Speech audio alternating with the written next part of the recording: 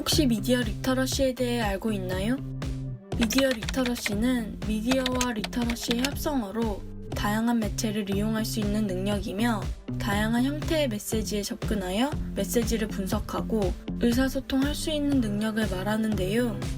간단하게 방송, 신문, 인터넷 등에서 나오는 정보를 비판적으로 판단하고 수용하며 활용하는 능력을 의미합니다.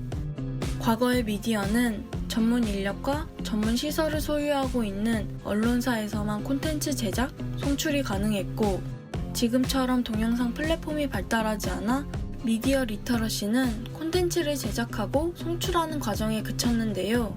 하지만 현재는 누구든 콘텐츠를 제작할 수 있게 변화하면서 미디어 리터러시의 의미와 중요성은 더 확대되고 있습니다.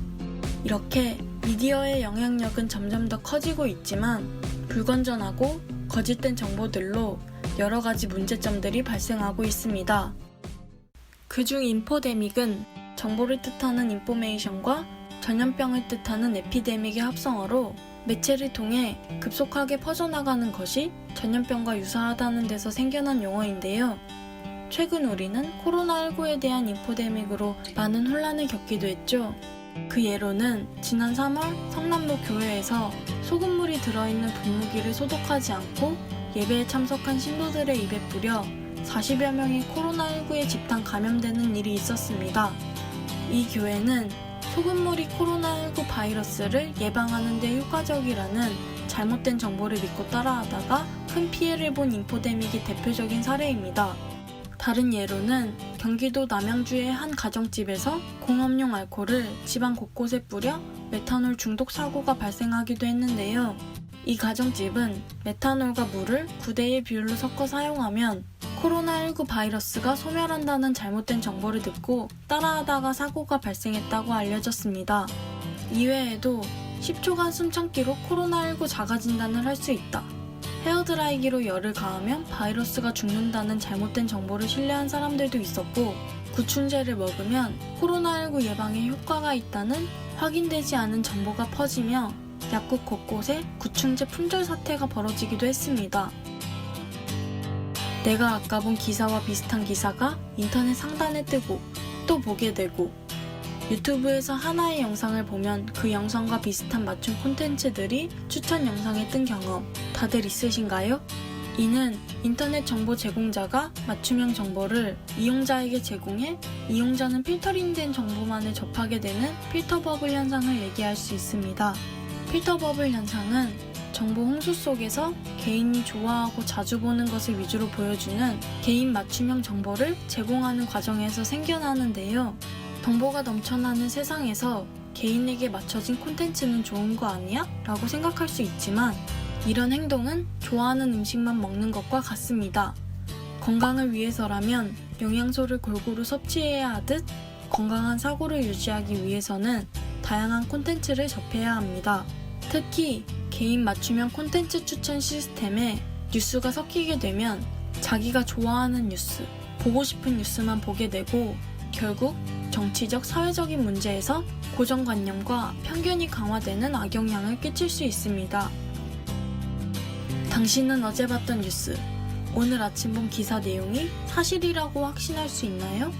정확히 확인된 정보가 아닌 추측성 정보들, 혹은 제목과 너무 다른 기사 내용, 사실이 아닌 일을 언론사의 공신력이 있는 실제 뉴스처럼 만든 가짜뉴스는 우리 주위에 넘쳐나고 있고 이는 우리가 미디어 리터러시 능력을 갖춰야 하는 이유 중 하나라고 할 수 있는데요. 과거 관동 대지진이 났을 때 일본 내무성이 조선인에 대해 악의적으로 허위 정보를 퍼뜨린 일은 가짜뉴스가 잔인한 학살로 이어진 사건이기도 합니다.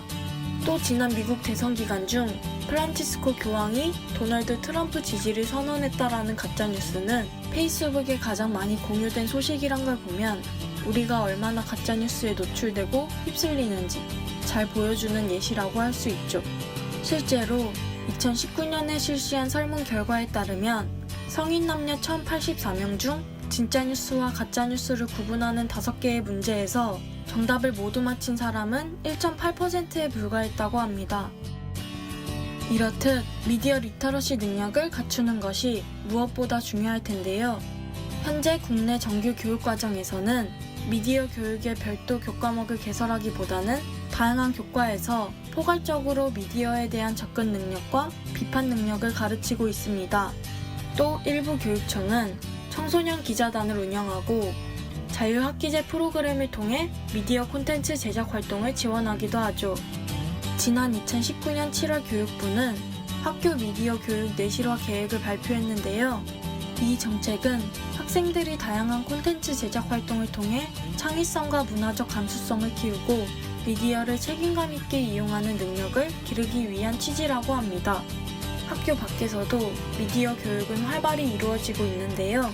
한국언론진흥재단에서는 미디어 교육 강사를 학교에 파견하고 있고 시청자 미디어 재단에서도 미디어 체험 교육을 진행하는 등 다양한 방식으로 청소년들의 미디어 리터러시 능력을 위해 노력하고 있습니다. 그렇다면 성인들은 어떻게 미디어 리터러시 능력을 기를 수 있을까요? 무엇보다 온라인 정보의 출처, 내용, 근거 자료를 평가하려는 자세와 습관을 갖춰야 합니다. 온라인상의 많은 정보들을 그대로 받아들이지 않고 이게 정말 맞는 정보인가 생각해보며 주체적으로 정보를 받아들이는 능력과 태도가 필요한 거죠. 우리는 더 이상 미디어 없는 생활은 상상할 수 없을 만큼 미디어와 함께하고 있는데요. 미디어 이용자가 생산자를 겸하고 있는 현재, 우리는 수많은 정보가 쏟아지는 이 시대에서 옳고 그른 것을 구별할 수 있어야 하고 책임감 있고 분별력 있게 미디어를 이용해야 합니다.